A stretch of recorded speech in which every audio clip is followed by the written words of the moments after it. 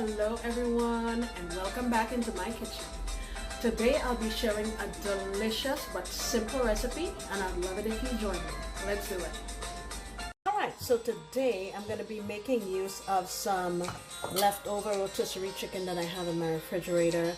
And this is the dark meat, so I have 2 legs and 2 thighs. I stripped all the meat off and tried to make them into little bits. I'm gonna squeeze just a little bit of lime juice in here. Probably about a teaspoon and a half or so. And let me show you the rest of the ingredients that we'll be using. Now I have in here a 1/4 cup of carb quick. Now this is a lower carb option to something like Bisquick. If you wanted to, you could not use this and use maybe almond flour or coconut flour, but I have used this before and I checked my blood sugar and I don't seem to have an issue with it. I don't use it a whole lot, but sometimes I'll add it in. So I have a 1/4 cup of that. I have some garlic powder here.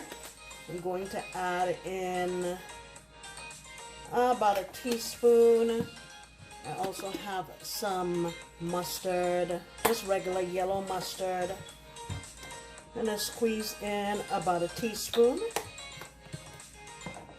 And the rest of the ingredients that I have here, I have a small shallot that I made into cubes, a habanero, you don't have to use that if you don't like heat, 3 little sprigs of thyme, a little piece of celery, and 2 or 3 sprigs of cilantro. I have 2 eggs here, but I'm only going to use the whites. I don't like the taste of yolks. If you wanted to use the whole egg, you can just use 1 egg. That would be sufficient, and a mini bell pepper.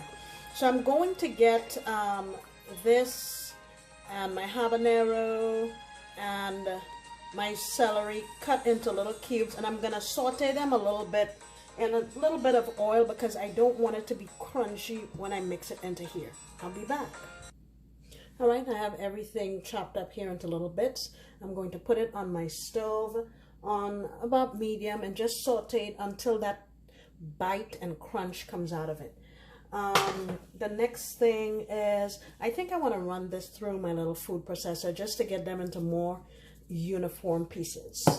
And I've already chopped up my cilantro, and once our stuff is ready, I'll get it mixed up and we'll be ready to go.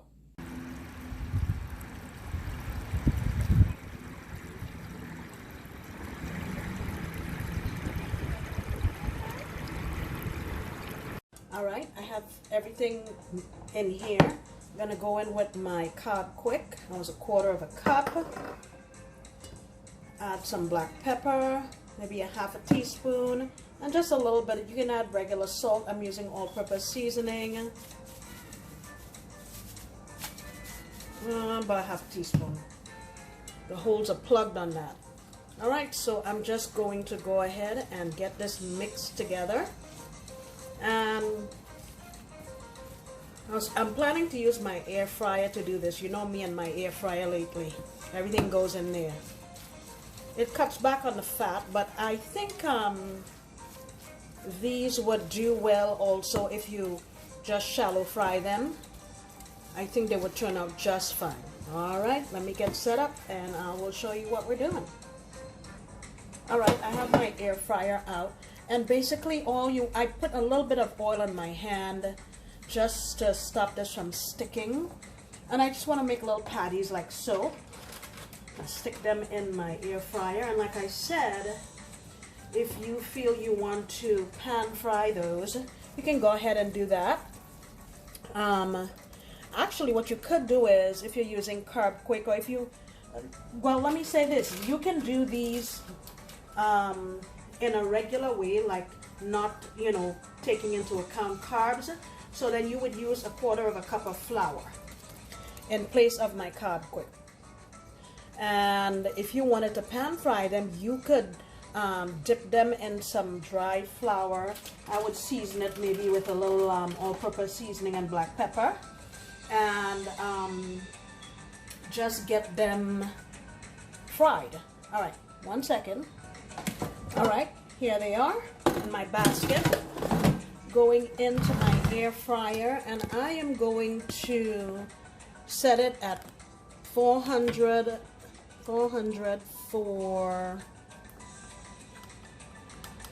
I'm gonna say I'll check them in 5 minutes and see how they look, and then I'll flip them over. All right, it's been 5 minutes.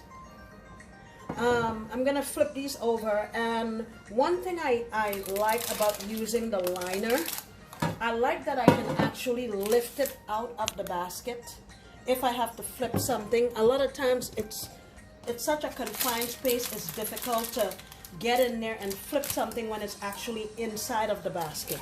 So if you're able to lift this out, you can flip it much easier and simply put it back in. Very simple. Okay, back in, I'll say, for another 5 minutes. All right, it's been 5 more minutes, and look at what we have. So I'm going to do the rest of them and come back and show you what they all look like.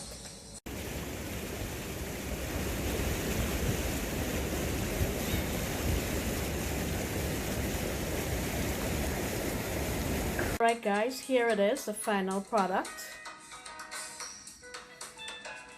And I have to confess, I've already eaten one. It's delicious, addictive. If you're not doing keto, you can put this between 2 slices of bread and make a sandwich. You can eat it by itself. You can make them smaller and serve them as hors d'oeuvres. But whichever way you decide, just know it's going to be delicious. Guys, thank you so much for stopping back into my kitchen. I sincerely appreciate you, and I hope you come back next time when I promise to make another delicious recipe.